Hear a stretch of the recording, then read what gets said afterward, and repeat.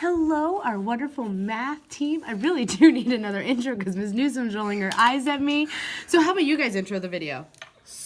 Hey dudes, what's up? All right, here's your next video. Obviously, it's gonna be over linear relationships. Can I just state, linear relationships is one of my favorite topics. I love tables, graphs, and equations. I'm not gonna lie. You love everything, Coach Groves, in math, pertaining to math.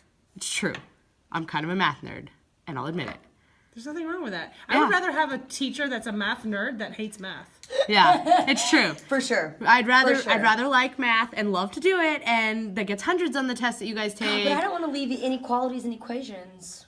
No, I'm done with those. Linear relationships, how are they? Love linear relationships. Our learning target today is we will represent linear relationships by using tables, graphs, and equations. Pause your video if you need to. Oh, yes. Make sure that journal's out. Get it out. Open it. Yes, you have to open it. Okay, we're moving on. Now, oh, it's a blank one. Oh, look at that. Let's talk Surprise! some vocabulary. Surprise! We're done. So, vocabulary. We're going to talk linear. Linear means it's a straight line. I mean, if you look at this, it's got the word line written in it. What we're talking about is linear relationships. So these relationships have a line in them. They're going to contain a straight line. It forms a straight line. Mm-hmm. Then, a function is a relationship between two variables. Y depends on X. If you aren't already writing these down, make sure you are. Pausing the video, writing down your vocabulary, being wonderful students that I know you are. So your relationship is between two variables. Y is going to be your dependent variable and X is your independent variable.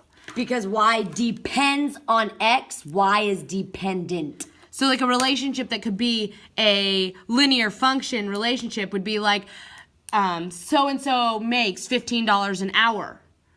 It depends on how many hours so-and-so works to how much they make. So my X variable is my amount of hours I work versus the amount of money I receive is my Y variable. I'm just a little scared here. Leonie just shouted. Like, You mean Newsom? no, I mean Leonie. All my kids know at this point. She always shouts. I mean, this surprises you? Yeah, if there's an issue, you will know. Yeah.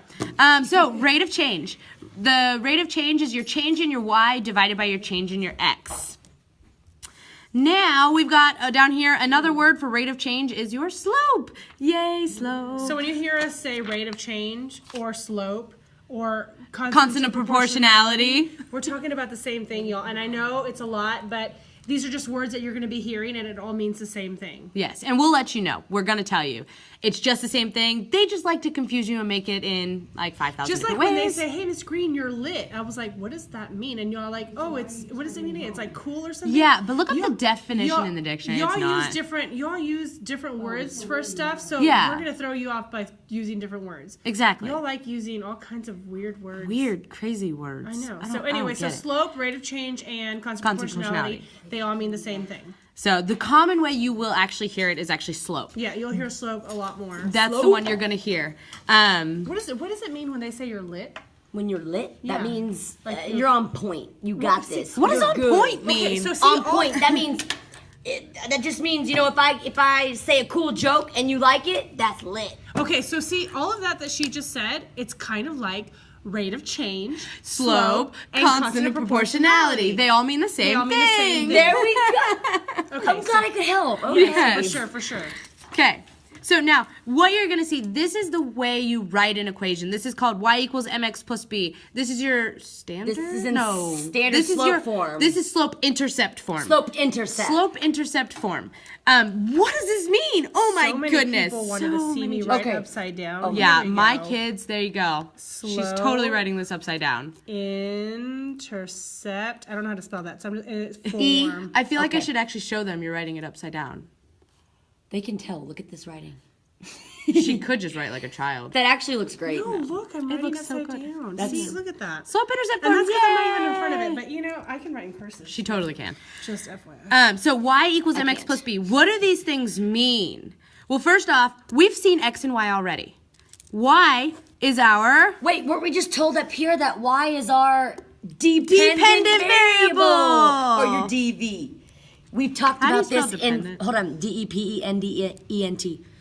We have talked about this in science, ladies and gentlemen, so you should know your independent variable from your dependent variables. And you're going to talk about it in math too.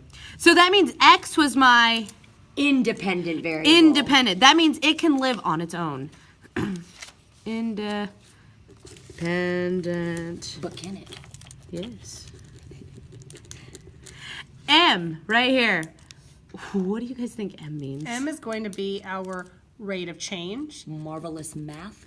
our slope, and our constant of proportionality. Actually, So constant of proportionality has a different one. Y But over X. Can you the just K, remember? It's the K. it is, but it's the same. Yeah, it it's the means same thing. So I'll put it on here.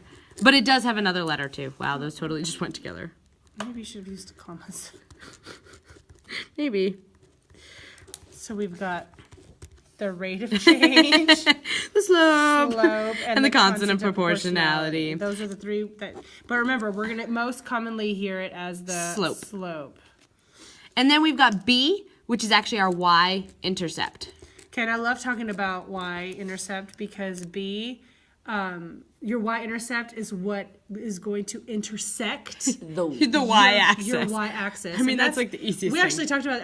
I went and observed a little bit in algebra today, and they were actually just talking about that. So this is kind of fancy. Yeah. So, And your y-intercept will always be what y is when x is 0. yes. And we'll discuss this a lot more Yeah. this week. You're going to see it a lot. Just welcome to Linear Relationships. I hope you guys have had a wonderful time. This is your notes for today. We're going to go into depth a little bit more tomorrow. See ya. See you later. Peace out.